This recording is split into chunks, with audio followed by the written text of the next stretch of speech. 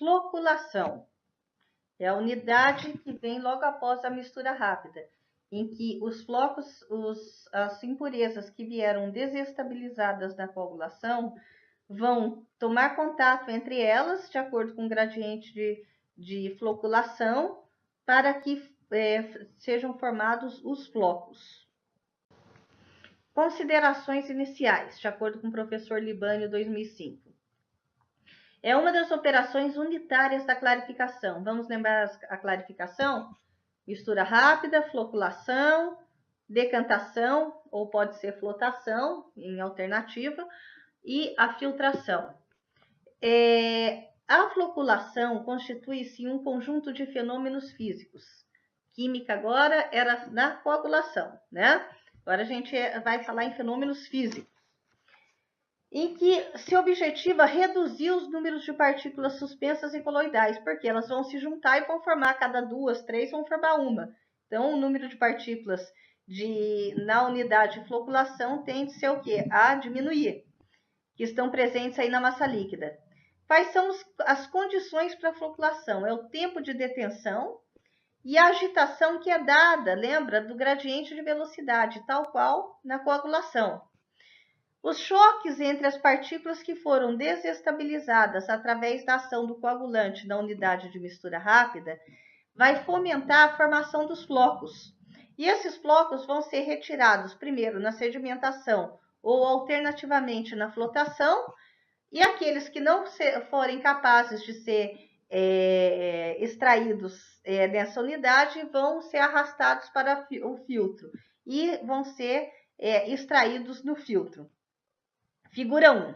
A progressiva redução do número de partículas presentes na água bruta ao longo das sucessivas câmaras da unidade de floculação, N1, N2, N3. Então, o número de partículas zero, que vem logo depois ali da unidade de mistura rápida, vai ser maior que o número de partículas que sai da primeira câmara, que vai ser maior que sai o número de partículas que sai da segunda câmara, N2, que vai ser maior que o número de partículas que sai da terceira câmara. Por quê? N3. Por quê? Porque a gente espera que as partículas elas vão se juntando, formando flocos. Ainda nas considerações iniciais, de acordo com o professor Libânio, 2005. A gente pode ver o perfil do depósito de lodo nos decantadores. O decantador é a unidade seguinte da floculação. Então, coagulação, floculação e decantação. Se a gente fizesse um corte ao longo do comprimento do decantador, corte longitudinal, em 2 decantadores diferentes. Em um, a gente visse um perfil 1 do lodo depositado.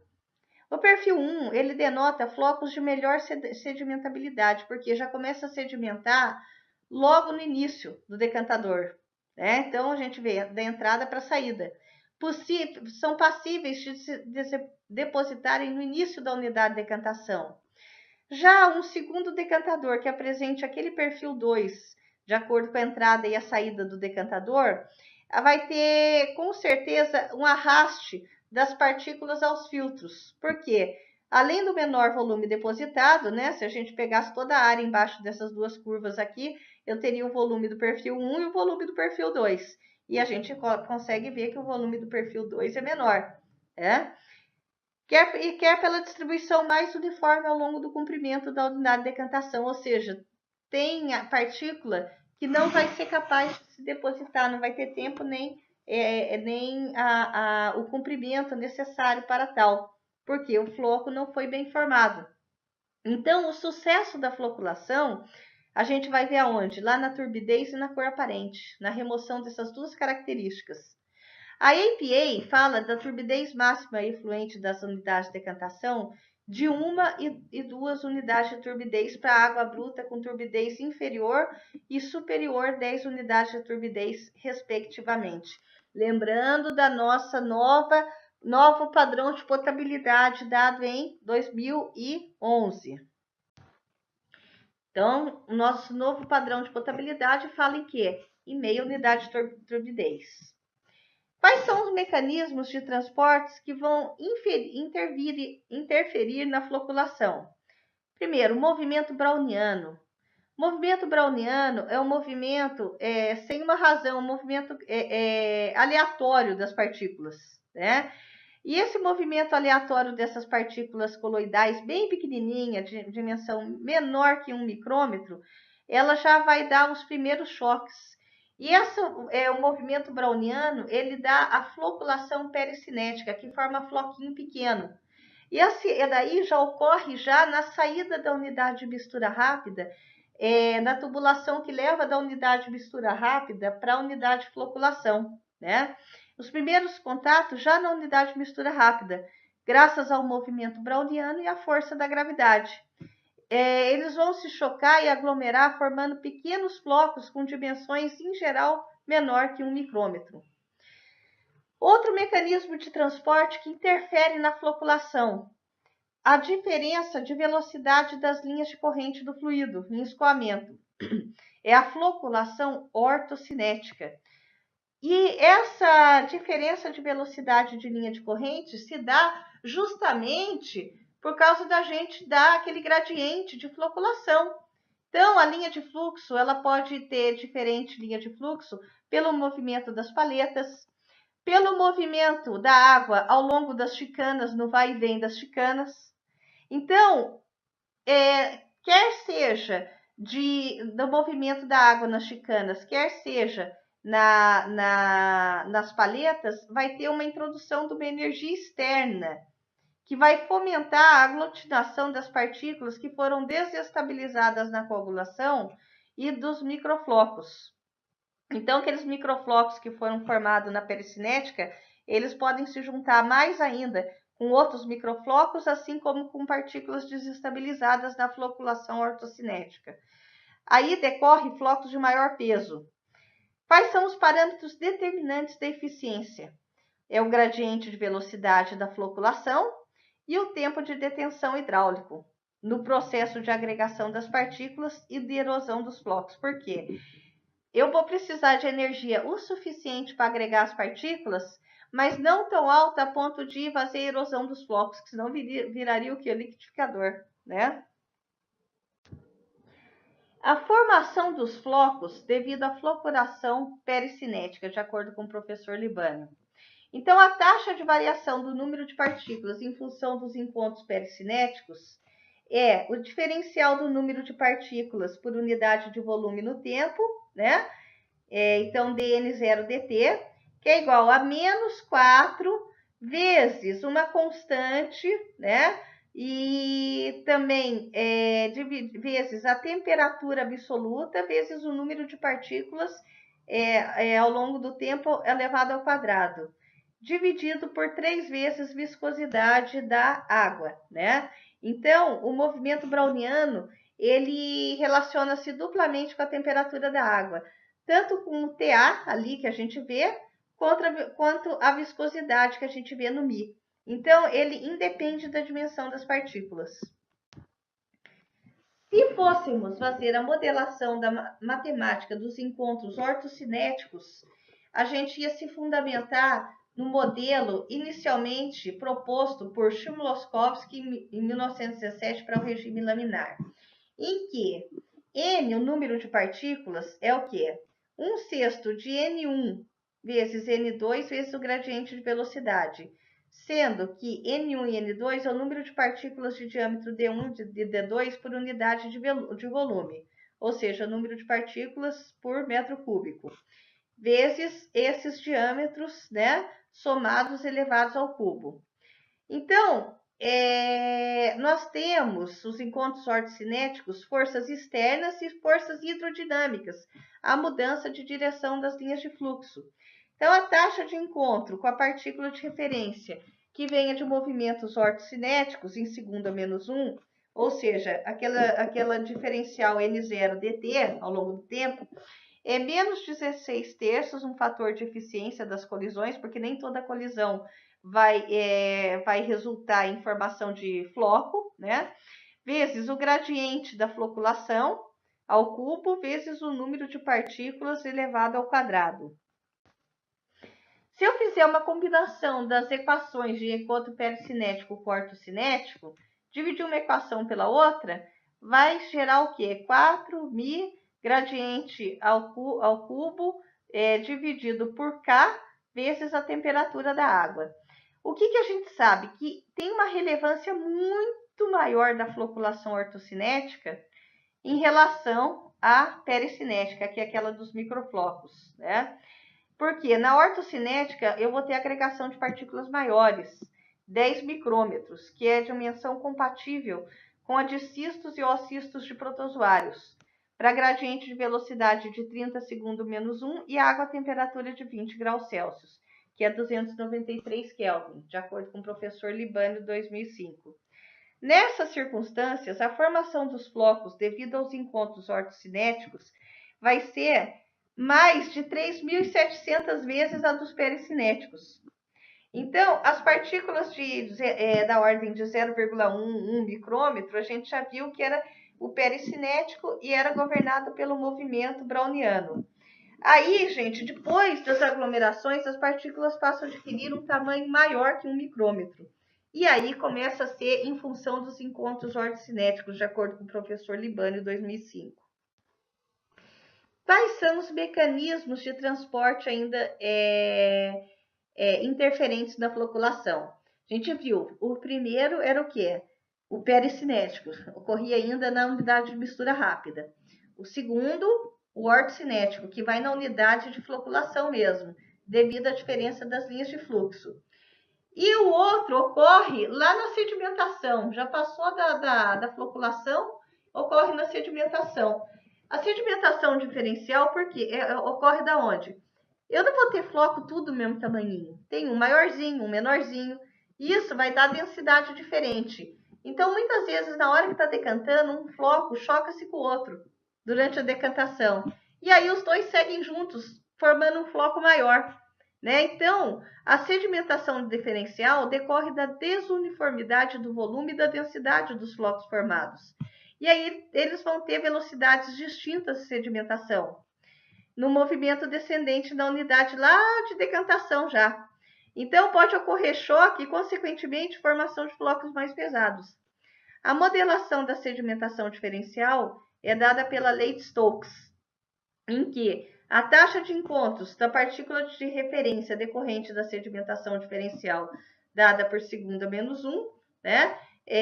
A constante KMT, que é o mecanismo de transporte predominante, função dele, vezes NI vezes NJ, que são os números de partículas por unidade de volume com diâmetros DI e DJ. Olha a sedimentação diferencial.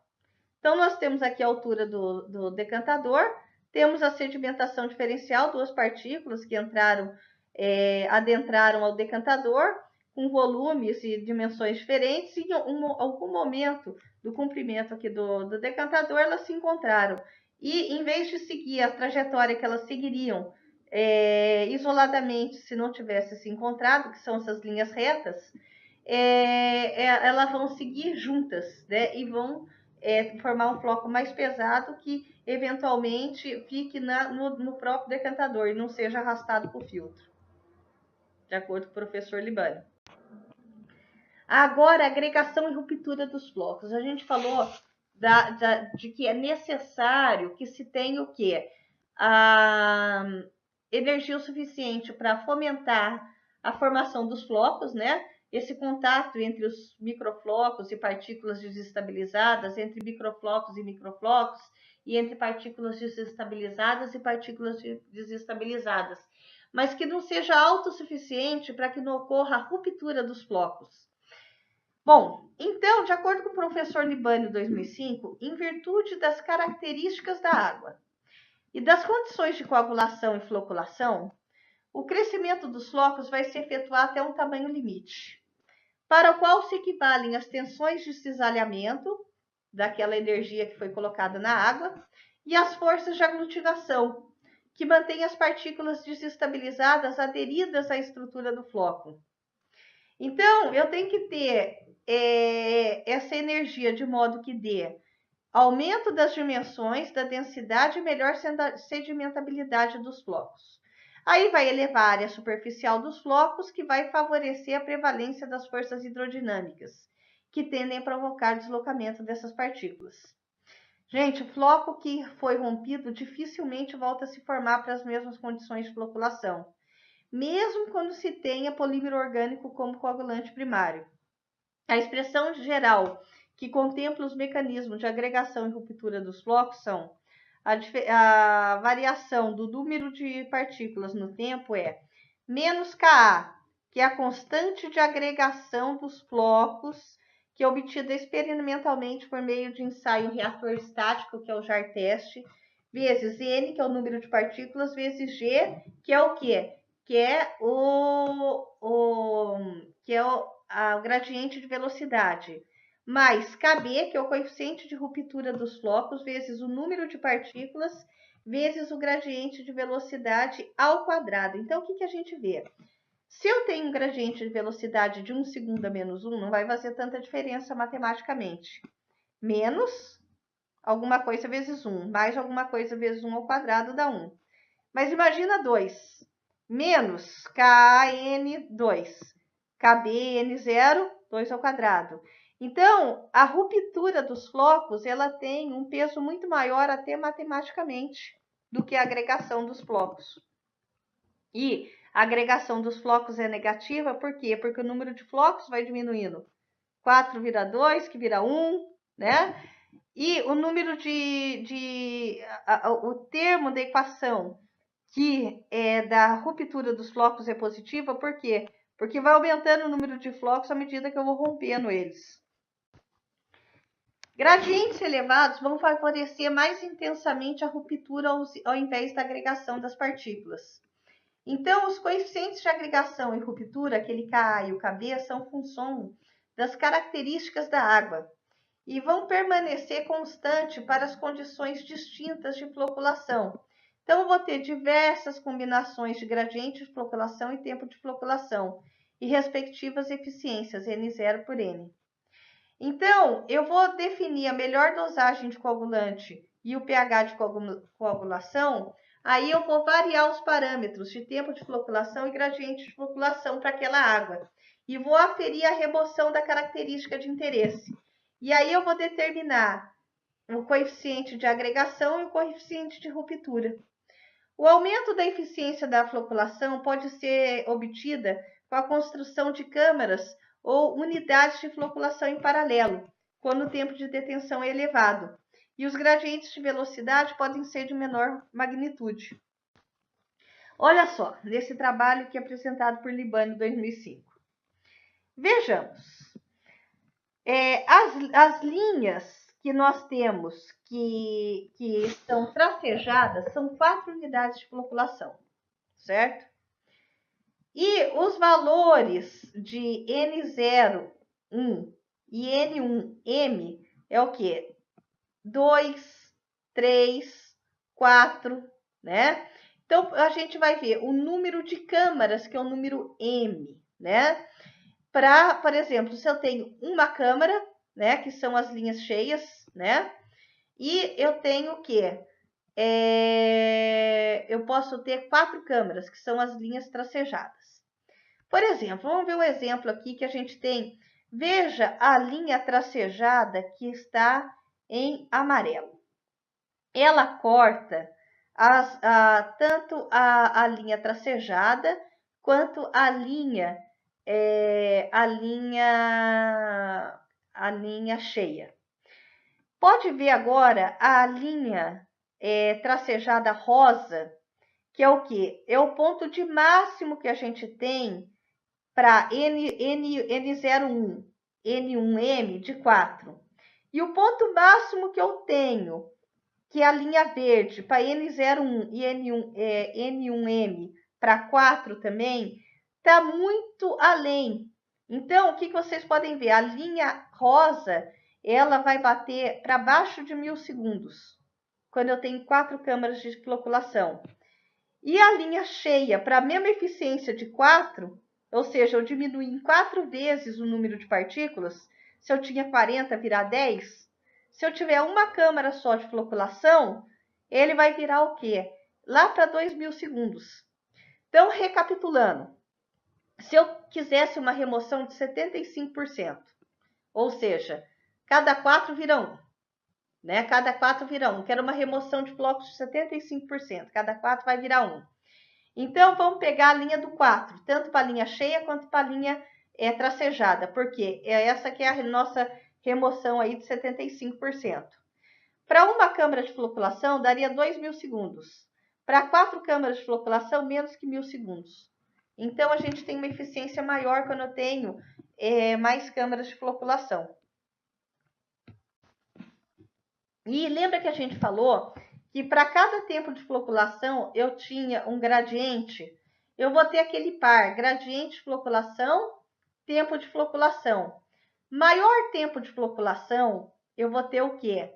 Gradiente de velocidade menor.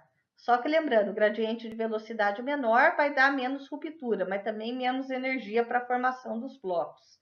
À medida que a gente vai aumentando o tempo diminuindo o tempo de floculação, eu vou ter gradiente de floculação maior. Só que lembrando também que gradiente de floculação maior tem maior risco de ruptura dos flocos.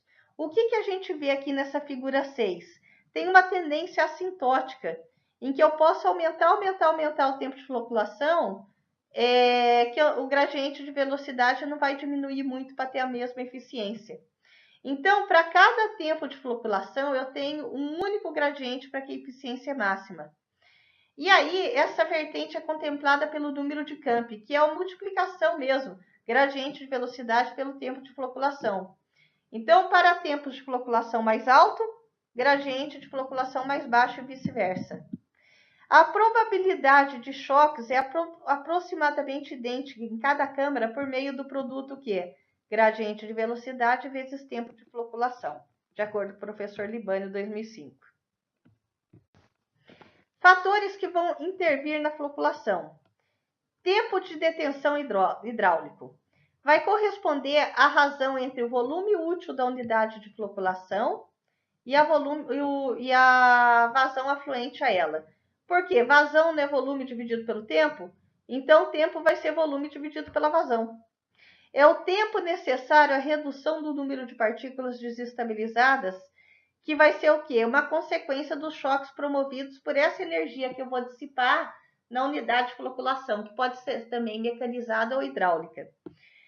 Para as unidades mecanizadas, o número de câmaras raramente é maior que 4. E se eu fizer câmaras, como é que fala? Até 4 câmaras, eu tenho um significativo efeito de curto-circuito. O mínimo eu tenho que ter o quê? 3 câmaras. Para floculadores hidráulicos, a contrapartida da redução do efeito de curto-circuito é o aumento da perda de carga. Por quê?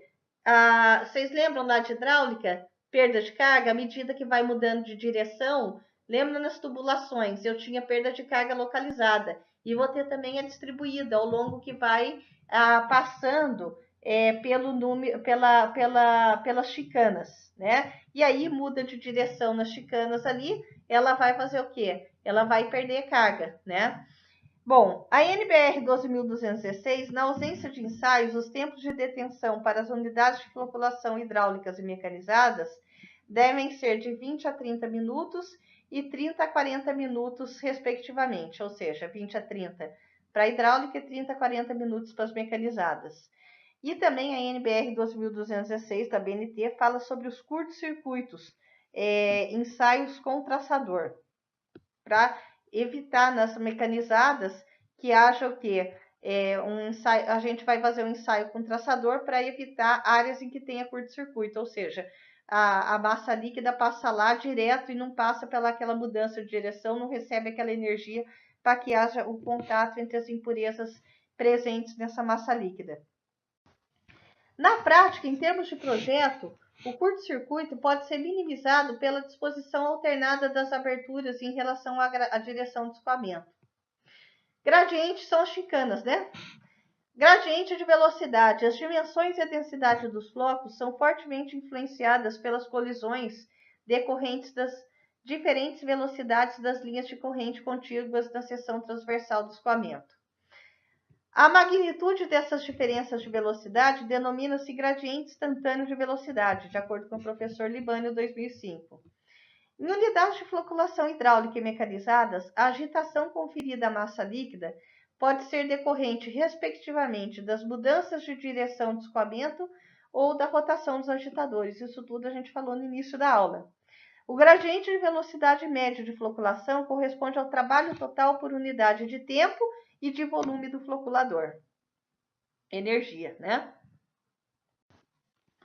Então, o gradiente de floculação é a potência, é a mesma fórmula, né?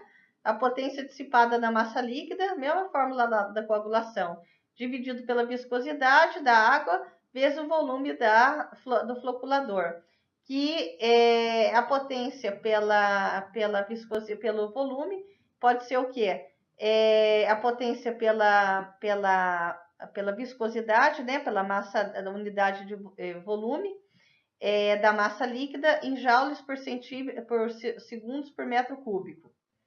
O emprego de gradientes de velocidade mais elevado tende a favorecer a formação de flocos mais densos e de menor dimensão. E gradiente mais baixo tende a formar flocos menos densos e de maior dimensão. Isso tudo por causa do quê? Da ruptura dos flocos que vai aumentando lá com a tendência ao aumento, quando a gente tende ao aumento do gradiente de velocidade.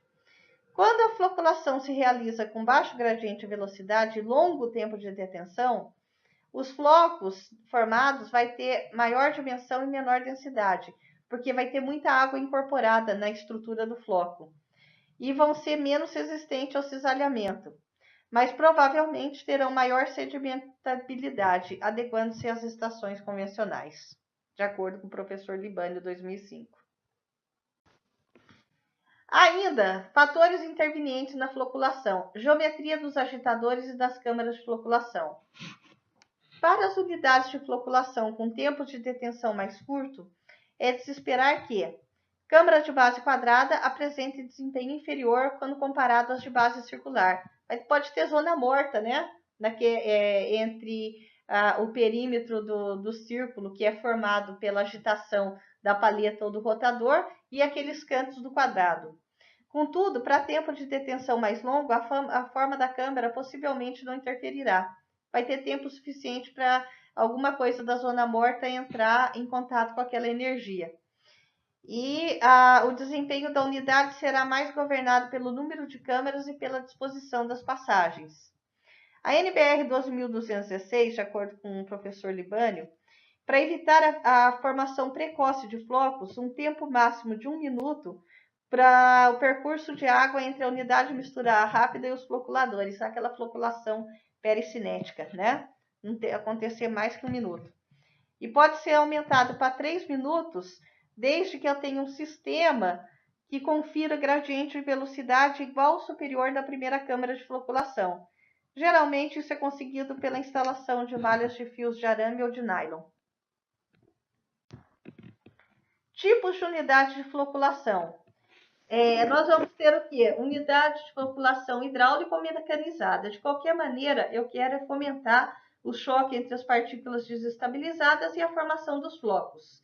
E aí, de novo, a gente fala da relevância, da importância do gradiente de velocidade e do tempo de detenção como balizadores da floculação.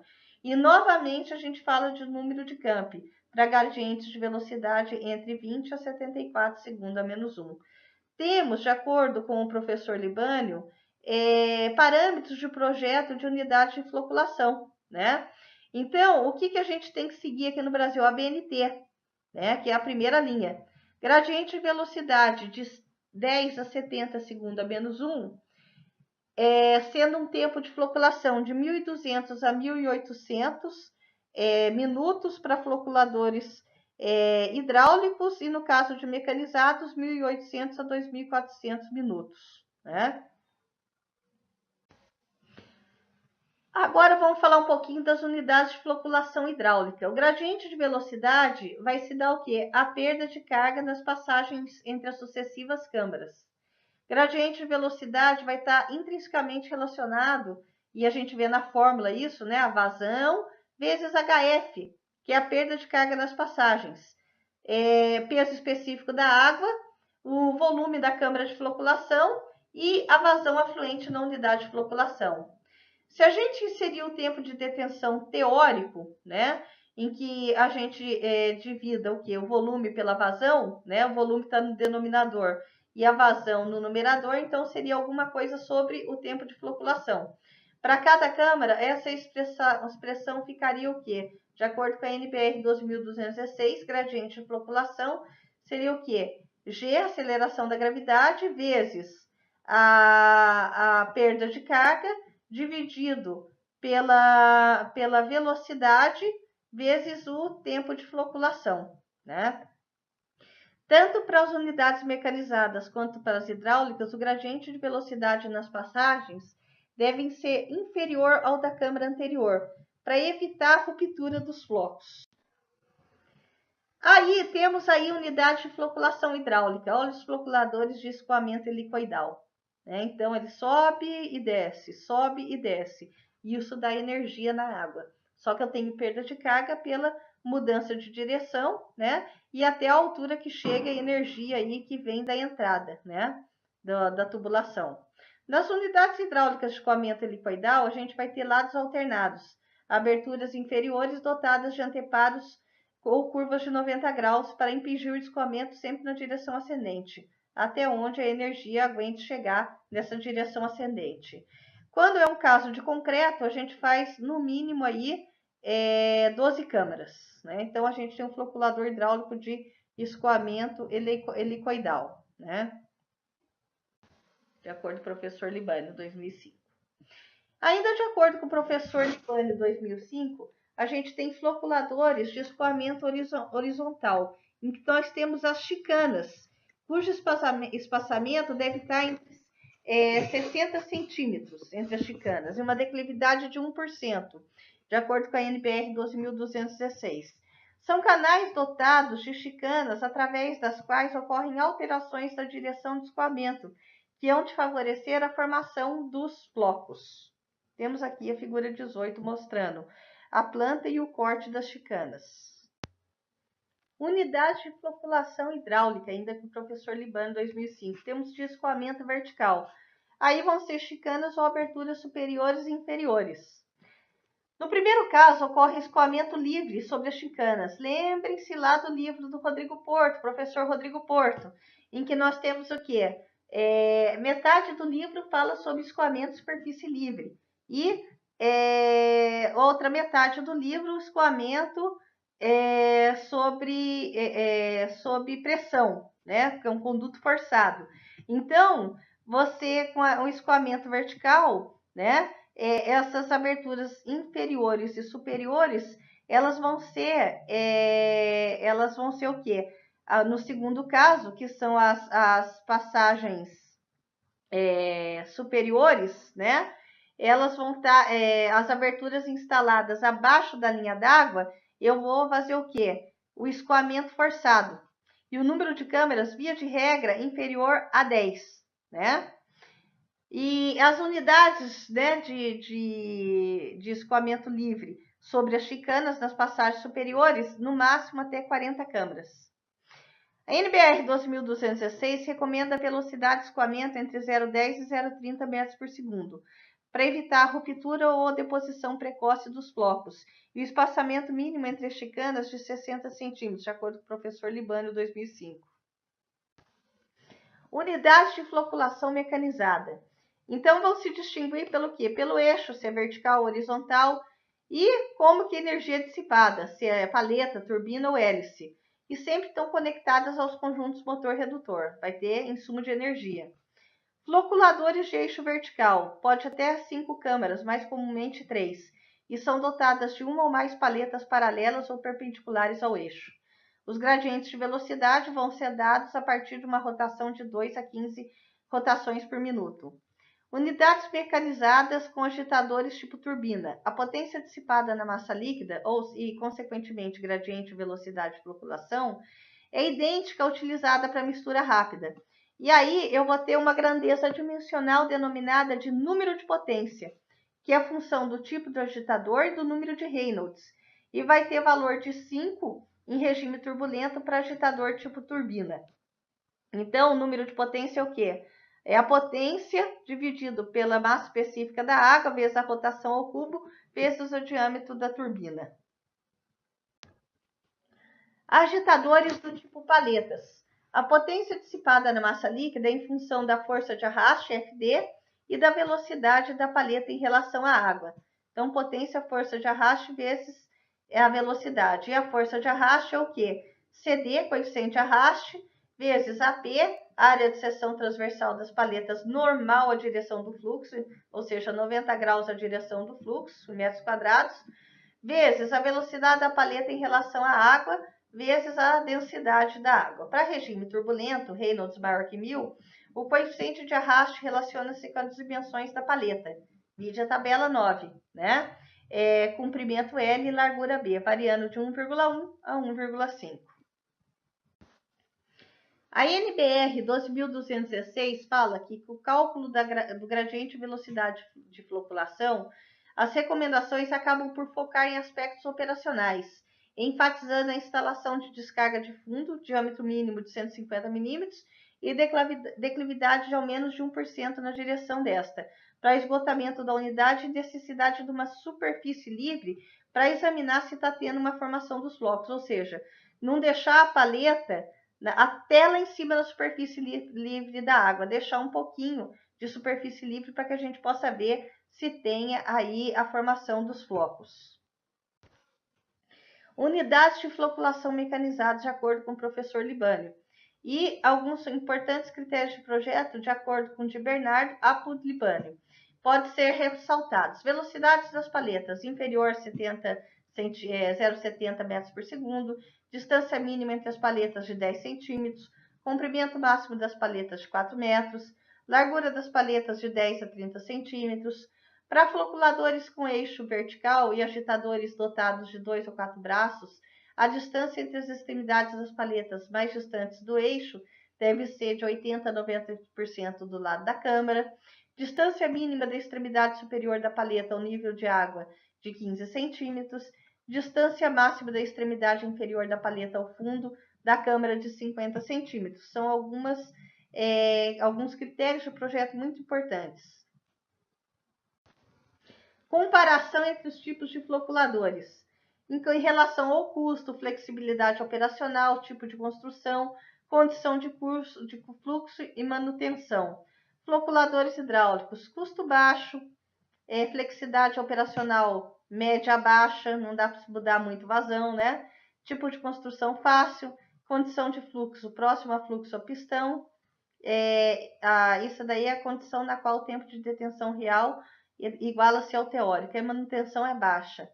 Floculadores mecanizados de eixo vertical e de eixo horizontal já tem custo médio a alto. Flexibilidade operacional é boa, porque se mudar a vazão, é só mudar o que? A rotação, né? Tipo de construção, já são de média e de média difícil. Pode ter curto-circuito nos fluxos e a manutenção já é o que? Média. Eu tenho conjunto motorredutor, paleta, tudo para limpar.